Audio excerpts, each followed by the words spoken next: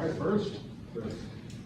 Mel, Tom Izzo has an old theory that he may have shared with you that give me guys that are dying to be here. You mentioned a lot of guys love MSU. How much is that way in your philosophy? It weighs in quite a bit. Just like when I put together the coaching staff, I didn't want to have to twist guys' arms to be here. And so everyone on our staff, really wants to be here, wants to be a Spartan. It's the same thing in recruiting. Obviously we're in competition for players, and competition a great deal is about comparison. So obviously, we have to fight and out recruit folks, but at the end of the day, they have to want to be here. Their values have to align with our values, and they can see where they come to Michigan State will be beneficial for them on and off the field. And so every one of these guys feels that way about Michigan State. The last 48 hours or so, maybe even into last week, how busy have you guys been in terms of trying to get not just guys to commit, but also with the portal, with flipping guys, all those things? I mean, how much busier maybe was it this year, or was it any busier than other years? Yeah, we're very busy. It's around the clock, and it's actually still ongoing. Really as we speak, the hay's not in the barn yet, but it's especially as you come down the stretch. We played, Penn State on a Saturday. We hit the recruiting trail on Sunday, and then we had 2 official visit weekends, after that. And so, leading up to this point, so, we've been on the road, coast to coast. All the coaches have been out.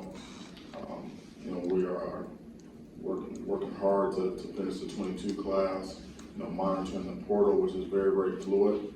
There's guys popping in and out of the portal, all day, every day, making sure we get the evaluations on those guys, securing the commitments that we had, and then obviously if there were some uncommitted guys, there were some guys that were, maybe looking to possibly flip, really getting in the boat with those guys as well. So it's been very, very, very busy, a lot of long days and long nights, but it pays off.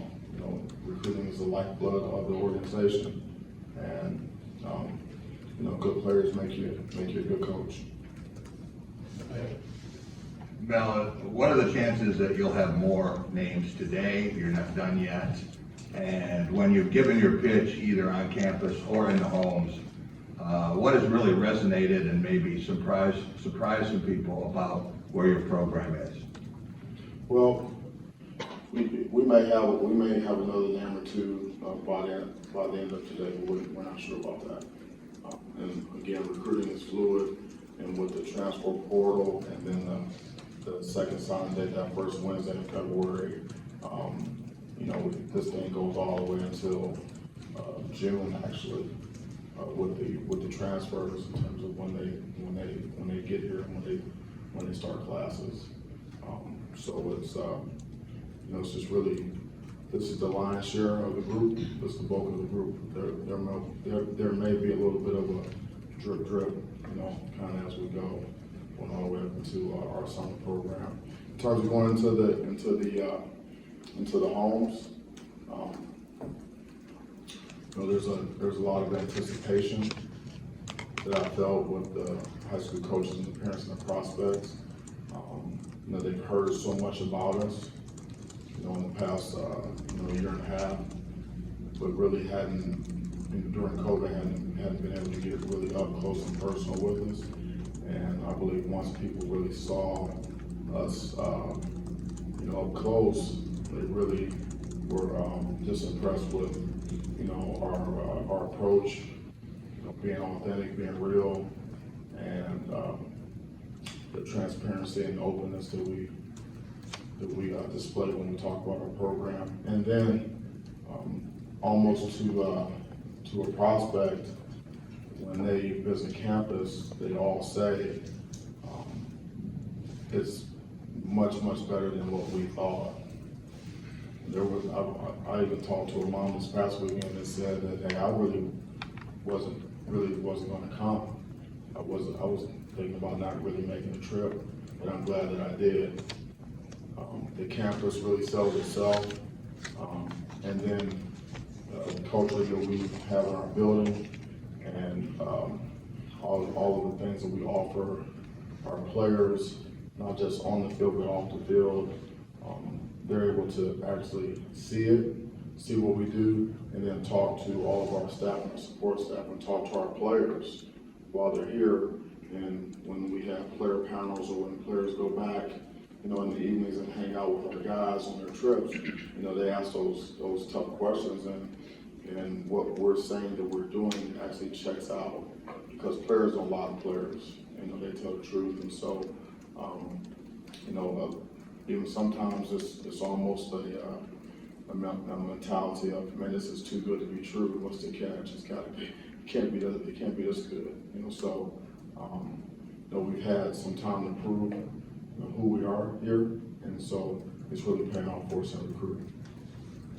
Jack stole one of my questions, but I happened to see you working the phones even during your radio show last night. How many hours, or shall I say minutes, did you sleep last night? You really want to know? Yeah. I wish I could tell you. You up all night? I wasn't up all night. I don't think I took a nap. I slept fast. Yeah. Sure. Yeah, a little shut eye. A little shut eye. There's not a lot of time to sleep right about now. Sometimes it's it's a push, kind of like tax season, being an accountant. Do you believe the 10-2 season and all the attention you got directly affected the quality of this class? I believe so. A lot of the guys, quite a few of the guys were committed before the season started, and so they were sold on obviously more than what our record would be. The infrastructure precedes the culture, which precedes the success, and so when the players began to take their unofficial visits and official visits this summer, they could see the process, they could see the culture, they could see the infrastructure was in place to have a successful program. And then so just really the season and the results in terms of the win and loss column kind of just confirmed that with them. So and that's good, because 2 and 2 made 4, everything matched up. Well, you said something interesting on Monday about the NFL draft and how you how you look at guys. Some guys back up, some guys second round pick and may develop into a starter and win and all that stuff. I'm wondering, with this class and in recruiting, are there certain barometers or questions each kid sort of has to answer in your mind before you offer them, or are there varying degrees? Yeah, well, before we accept a commitment, there's certain boxes that these young men need to check for us. It's like we're checking boxes for them, and so a lot of those boxes are not directly related to their athletic ability. Not just their height, weight, their measurables, how fast they are, how high they can jump, and things like that. We want to know about character, leadership, coachability, punctuality, and all those types of things. So there's a matter of research, a certain amount of research that goes on, to add to the overall picture of the player. And we take that into account before we take a commitment. Well, I've got 2 things for you. I'll start sort of going off that. With this class, is there a greater sense of, you mentioned the other day when you were talking about that it's always a projection in recruiting. Is there a greater sense though with that face-to-face contact and even some camps and stuff this summer that you guys have a better idea of what you're getting versus last year's class? Maybe there's not as many surprises or unknowns coming in terms of the players themselves? Yeah, we do have more information on these players because we were able to go out on the road and get information, and we were able to bring them to campus and get even more information. And they know more about us as well. So it's everything is a projection. Nothing's 100%, but we feel very, very good about this group of guys that we've done our research. They're the right fit for us, and we're the right fit for them. I also wanted to ask you about Saeed, if I could. Saeed Khalid? Yeah, coming in midway. What sort of, where do you see his fingerprints on this class? I'll say nice things because he's sitting in the back of the room. And he is 6'6" or 6'7". He's done a really nice job. He really understands our brand. He understands what type of players we're looking for, and he understands the culture and the feel and the vibe of our program. And so, and with that, there are certain types of players that we need. He has a really good idea, a really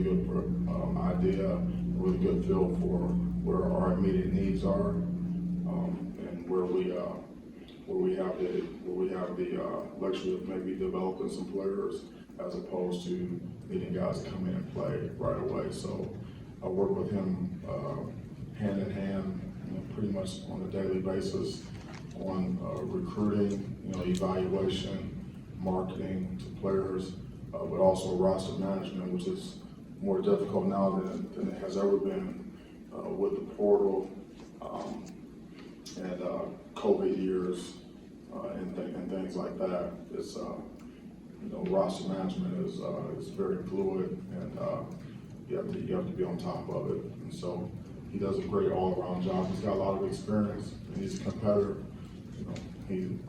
Failure is not an option for him as well. So works out. Well, I want to ask you real quick about the decision today with Kate Muir to make him an honorary member of the class. Why was that important to you, number one? And was he a guy that was at least on your radar for next year, some of the guy you moved up? Tate was actually on our radar. I went and saw him play during the bye week. Saw him play West Bloomfield. I was there at Oxford and sat with the AD in the end zone and watched the game. And I remember he took off the sideline and I said, "Who the heck is that?" And I wrote his name down. I brought it back. I gave it to Saeed. And I said, "We're gonna get to this guy. He's a really good player. He took off running. No one can catch him." And so I thought it was important to reach out to the family and obviously offer our sincere condolences. But we had some ideas and some things we wanted to do for Tate and for the family, and we ran it by them, and they were okay with all of those things. And so, today, recognizing him as the first signee, that was a part of some of the things that we wanted to do for him. Hey, Mel, on the front down here. With the changes in college football, obviously name, image, and likeness is part of it.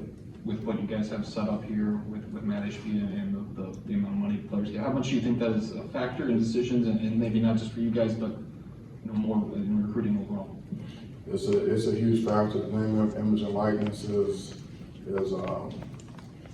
moves the needle with players, with recruits, and there's a whole different mindset with the prospects now.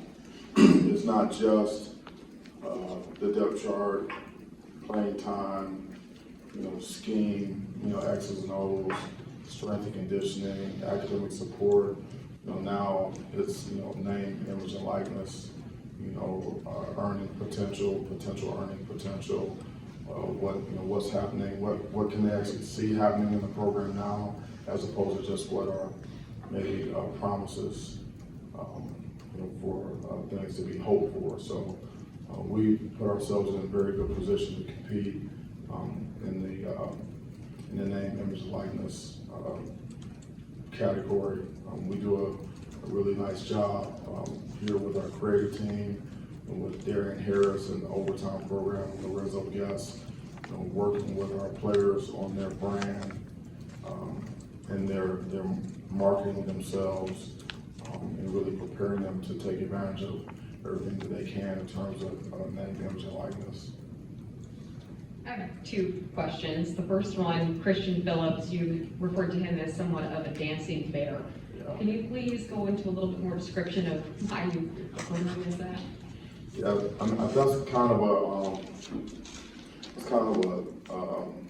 a term that you would see a lot, like in the NFL, when the scouts are they're reading their reports, you know, in the draft room, pre-draft, and that's basically a really big guy, that's really light on his feet and nimble, relative to his size. It can change direction, has really good balance and body control, and is surprisingly athletic and athletic and nimble relative to his size. So, Big Dooley is one of those type of guys. And you two have a lot of early enrollees in this class. You had sort of a similar situation last year. And so how beneficial is that for your program to be able to have guys get here early? It's very beneficial. It's, for us, on our side of it, on the coaching side of it, we get a chance to get, 8 weeks of strength and conditioning with them to lay a foundation of being best conditioned. And then we're able to get, 15 spring practices with them before we even get to our summer program. And so, that really helps, develop our team more quickly. On their side of it, they get an opportunity to get off to a great start academically. Really, they get a chance to take a full load, in the spring, but without the pressures of having to play games, coming to a new campus, which is a benefit to them. And then they get the out-of-season conditioning program, get indoctrinated into our culture, our nutrition, obviously the academic support, and then they get the 15 spring practices, so they get the scheme, offense, defense, and special teams. They get the foundation of that, and then they get a chance to go into the summer program where they're going to take a summer school class, get another 8 to 9 weeks going, and we do some installations during the summer, so they actually get the scheme for a second time. So when they come to fall camp and we introduce the scheme again, that's the third time where they've gotten the scheme. They already know what's expected, in every aspect of our program, and so that they're more able to compete for starting jobs and significant roles during fall camp. There was a day when recruiting day was over, there'd be a sigh of relief, and coaches would go to Costa Rica for a couple of weeks. Those days are over, aren't they? I mean, as you say, recruiting never ends, it's ongoing. I don't know if that's a bad thing or a good thing, but it is what it is, isn't it? Yeah, well, it's more like when this day is over, get ready for practice tomorrow. It never really stops. There's still more players to be signed or acquired in the 22 class, and then it's full speed ahead on the 23 and the 20 and the 24 classes. Everything has been sped up. Everything happens a lot quicker now because of the early sign-up period. And players are making decisions a lot earlier. So we'll have our bowl preparation and play the game, and then shortly after that, the contact period will resume, and we'll be back out on the road looking to finish the 22 class, but also working really hard to lay a foundation for grade 23 and 24 class. So it truly never stops, but if I do have an opportunity to get to Costa Rica, I will certainly do that. You kind of touched on what I was going to ask in a little bit, but this obviously has been a topic of conversation in this early signing period, about maybe around 5 years into it. Do you see this continuing at this moment, having that early period between what it's done with your profession and those decisions that it's sped up for these kids? Yeah, I mean, I haven't heard a lot of discussion amongst the coaches about it changing. You never know. But from my standpoint, I'm very comfortable with the way it is right now. And if it does happen to change, then we'll just adapt and adjust. There's a lot of players that we've recruited for a long time that at this point, they know where they wanna go. They're not gonna change their mind. It gives them an opportunity to sign and be done with it. And then for us to know, okay, we have this many spots left to go in this class, so we can take the rest of this time between now and February to focus in on, those players, and then get a jump on the 23 and 24 class. So it works out for us right now. Do you anticipate that being a topic at the coaches' meetings, the offseason? No, I'm not certain about that. I haven't heard a lot of talk from the head coaches about that.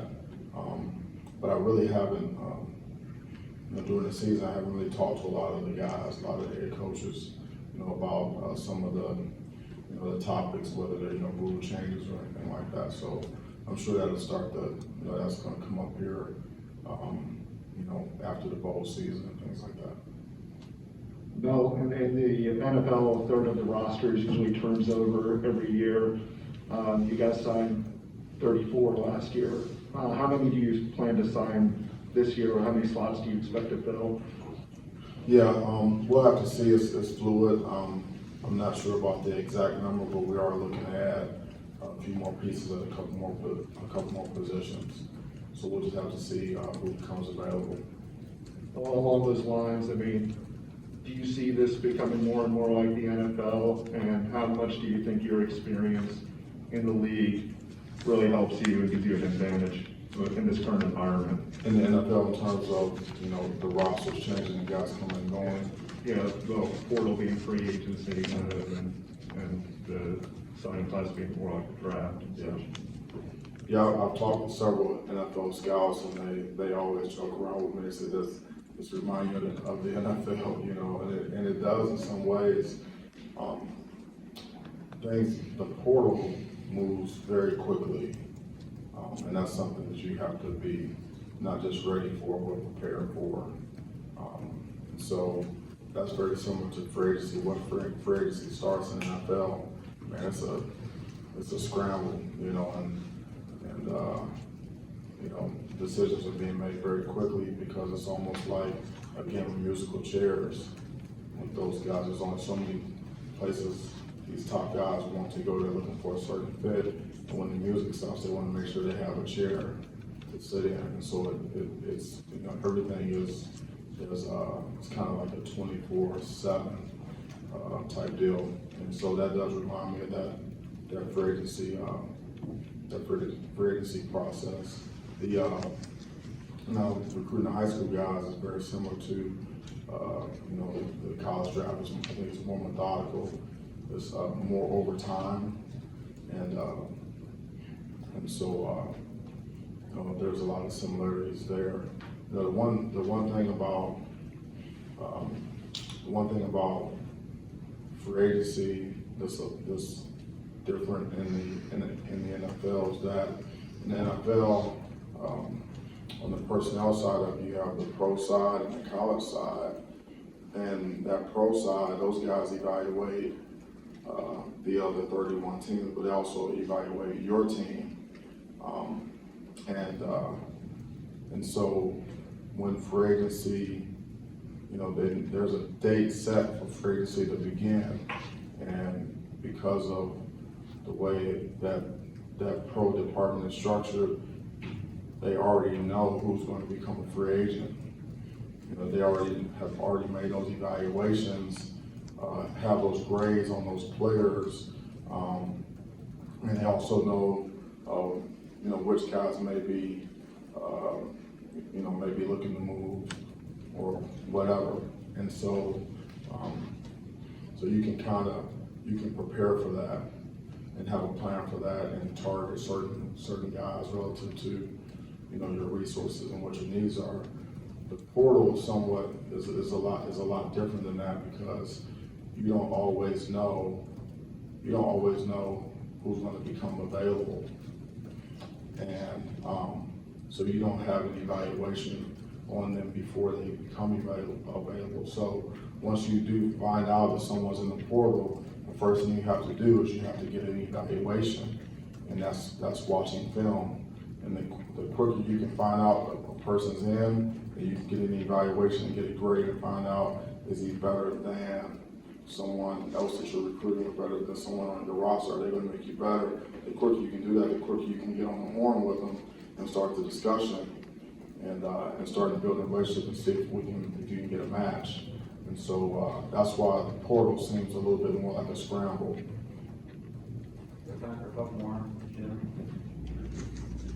Hey, Bill, you mentioned that Chris Vogel is someone that you recruited when he was in high school. When you watched him on film in the portal, in what ways has he matured or grown since then, and what made you want to go back after him this time? Yeah, he's filled out quite a bit. He was a little more slim. Now he's he's matured and he's filled out quite a bit. But he's the type of player that I thought he'd be in terms of an athlete. What you see on tape is what we saw from him in high school. Long, twitchy guy that plays with a lot of toughness, but has a very good ability to rush the passer. He's got a really good length, and he can bend. And so I was very excited to be able to get in it with him, and obviously he thought that this was the best fit for him. Comfortable with our staff and with our scheme, and what his role possibly will be here. Yeah, and when he was in high school, did you see him as an outside linebacker who was grown into a guy that can be more of a defensive end now, or did you think that this? Did you look at those two things? Yeah, I mean his body type a lot in the play defensive end at 4-3 or an outside backer at 3-4, and so sometimes you have to use that as a projection. Especially based on the types of defenses that you run. When we were at Georgia, we ran the 4 down front and the 3-4 tight front. So our outside backers were more of they were defensive ends in a 4-3 in a 4 down scheme. And so sometimes you have to make a projection on a player, just like when I was with the Browns. We ran a 3-4 where we drafted Cameron Wembley in the first round in Florida State, and he was strictly, hand in the dirt, 4 down guy. And so you had to make a projection. How's he going to play from a 2-point stance? Can he drop and things like that? And so we have to make that evaluation on players too, and project. Sometimes even when a guy plays basketball, you can get a projection on that. Or when he plays another sport, you see him playing something on offense, you see a guy working out in the weight room or something like that, you can try to get a feel. But Chris is a very versatile athlete that can do pretty much anything you ask him to do, out there on the edge. Well, a lot of these players committed before the season. I'm just wondering, when you look ahead to 2023, do you feel like that's a class that you'll kind of be able to take advantage of, the momentum of a 10-win season going forward? Yeah, we believe the 23 class for us is going to be a very strong class. We already have pretty strong name recognition with the prospects, their families, and their coaches, and we're going to be able to get in on more of the very, very top players in the country than before. We'll not only be able to get in it, but we'll be able to stay in it. And so the top of our board will be more robust, and that should bode well for the overall 23 class in terms of its strength and its probably at the end of the day its ranking. Mel, how important was your time at Georgia as a coach in terms of building relationships with high school coaches in the state? And do you see Georgia continuing to be a top pipeline for the program? Yes, it's very important because it's recruiting. A lot of it is about relationships, and especially when players are going a significant distance away from home. So the high school coaches, folks around the program, the parents want to know that they can trust you with their kid, with their son, especially far away from home. So if he's, like I spent 3 years in the state at UGA, and so you build relationships, you gain a reputation, people kind of know what you're all about, and they say, hey, you know, I know Mel, you know, we can trust Mel, he's gonna do what he says he's gonna do, he's a good coach, he's gonna develop the players, treat them right, and so, they feel comfortable with us, and so we're gonna continue to hit, the state of Georgia hard. There's a lot of excellent football players in Georgia, and the high school coaching in the state and the programs they have is just outstanding. And so, that's actually a primary recruiting area for us. Just about done that, you have one last one? Yeah, Mel, just wondering about Caden. He was a guy that was committed to Boise State. You guys got in him, and now he shot up the rankings with his performance in the camps. And just kind of, I would guess if you walk through the process of identifying him and then securing that. Yeah, I think that's a great example of just trusting your eyes when evaluating players, and being very, very thorough and know what you're looking for. One thing we don't do is we don't chase stars. You know, when we evaluate players, we don't say, well, you know, how many stars does he have? Where is he ranked? We're just evaluating the player. And so with Caden, we evaluated him, and Jake Johnson does a great job. He's very meticulous, very detail oriented, and we evaluated him and had a very strong conviction that he was the type of player that we needed to have in our program. He would be a championship caliber quarterback. He has the potential to be that at this level, and it's because all of the things that we've seen him do, you know, physically, and then just talking to him and spending time with him, you know that he has that hit factor, and he has what it takes from a mental standpoint, mental toughness, his approach, his mental disposition, his discipline, his drive, his determination, his competitive nature. He has all of those intangibles that you need to play the quarterback position at a championship level. Coach, I know it's a busy day, so I appreciate your time, and we gotta get going. Okay, thank you so much. Go Green.